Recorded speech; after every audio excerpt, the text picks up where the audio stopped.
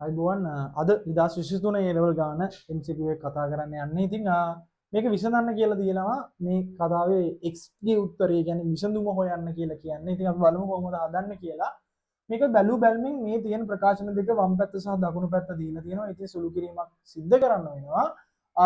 අපිට මේක දිහා බැලුවම මතක් වෙන්න ඕන CD සූත්‍ර. sin c ධන sin d සූත්‍ර මතක් වෙන්න ඕනේ. එනවා දන්නවා 2 sin c ධන d බෙදීම 2 cos c ඍණ d බෙදීම 2 කියන කෙනා තමයි සූත්‍ර විදියට එන්නේ. ඉතින් අපි මේකේ විසඳන්න නම් සම්පූර්ණ ප්‍රකාශනයම අරගෙන ඉස්සරහට හදාගෙන යන්න ඕනනේ. එහෙනම් මේ ගත්තොත් sin x ධන 5 බෙදීම 3 ධන sin x ධන 5 බෙදීම 4 සමානයි cos 5 බෙදීම 24. ඉතින් මේක CD සූත්‍ර නිසා ලියන්න පුළුවන් දෙවතාවක් sin මේ දෙන්නගේ එකතුව x ධන x කියද්දී ඔයාලට පේනවා 2x ධන 5 බෙදීම 3 ධන 5 බෙදීම 4 ඔක්කොම එකතුවනේ ඉන්නේ. ඒක දෙන්න එකට එකතු කරලා බෙදන්න ඕන දෙකෙන්. වැඩි කිරීම cos මේ දෙන්නගේ අන්තරය. ඒ කියන්නේ x ධන 5 බෙදීම 3ෙන් අඩු කරනවා x ධන 5 බෙදීම 4ක් ඒක බෙදන්න ඕන දෙකෙන් සමාන වෙනවා cos 5 බෙදීම 24ට. හරි. බලමු දැන් සුළු කරලා දෙවතාවක් sin දැන් ඔයාලට පේනවා 2x නම් දෙකෙන් බෙදුවොත් x කෙනෙක් එනවා. 5 බෙදීම 3 ධන 5 බෙදීම 4 කියද්දි පොදු හරයේ ඉන්නේ 12. හරිද? පොදු හරයේ 12 එනවා. මෙයා 4ෙන් ගුණ වුණාම 4යි 5 මේක 3යි 5 කියන්නේ 7යි 5 බෙදීම 12. 7යි 5 බෙදීම 12 ආයෙ බෙදුවම 7යි 5 බෙදීම 24ක් එනවා. ගුණ කිරීම cos මේ x ඍණ x ඔගේ කියන කෙනාම කැපිලා යනවා. ඒතර 5 බෙදීම 3 ඍණ 5 බෙදීම 4 ඉතුරු වෙන්නේ. ඒතර පොදු හරයේ 12යි 4යි 5 ඍණ 3යි 5 එන්නේ. ඒ කියන්නේ 5 බෙදීම 12.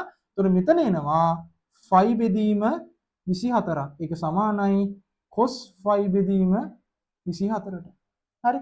ඉස්සරහට හදාගෙන යන්න තියෙන්නේ. ඉතින් ඔයාලට පේනවා මෙයාට මෙයා අයින් කරලා අපිට ලියා ගන්න පුළුවන් 2ක් sin x ධන 7ක් 5 බෙදීම 24 සමානයි 1යි. විසඳුම හොයන්න තියෙන x ගියාගේ. එහෙනම් ඉස්සරහට හදමු sin x ධන 7ක් 5 බෙදීම 24 සමානයි භාගයයි. හරි. එහෙනම් විසඳුම හොයද්දී ඔයාලට පේනවා සාධාරණ විසඳුම තමයි මේ නොකිය අහන්නේ.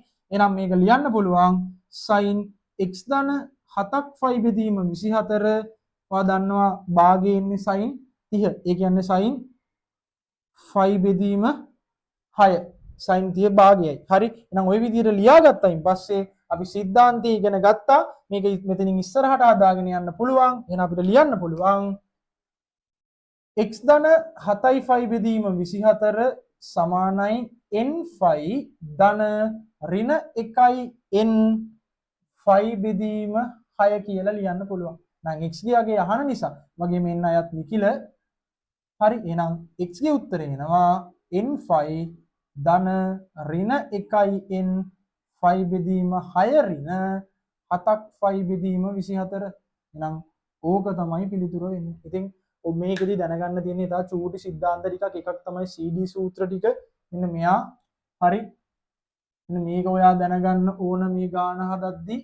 ඊට අමතරව ඔයා දැනගන්න ඕන sin θ සමානයි sin α නම් සාධාරණ විසඳුම θ n5 ධන ඍණ 1යි n α එන අයත් ඔය කියන සිද්ධාන්ත දෙක තිබුණා නම් මේ ගාන හදන්න ඔයාට හොඳටම ඇති.